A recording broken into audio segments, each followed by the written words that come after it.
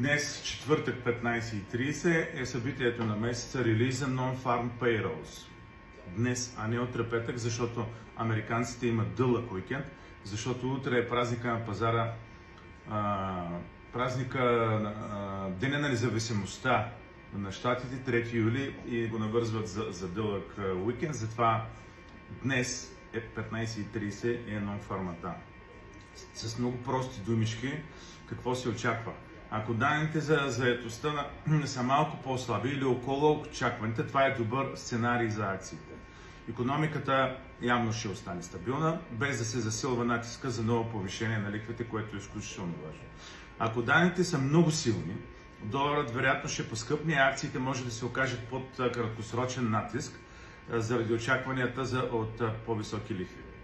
Ако данните разочароват, трети сценарий, доларът вероятно ще отслабне, но и акциите може да паднат, защото пазара ще се притесни за икономиката. В обобщение с много простички думи, най-вероятно е положителен сценарий или малко по-слаб, малко под очакванията Non-Farm Payrolls, което ще бъде най-вероятно подкрепа на акциите и по-слаб долар. Много силен Non-Farm Payrolls означава по-силен долар и по-трудна среда за акциите. За повече информация влезте в сайта nevarchev.com, там публикуваме абсолютно всичко.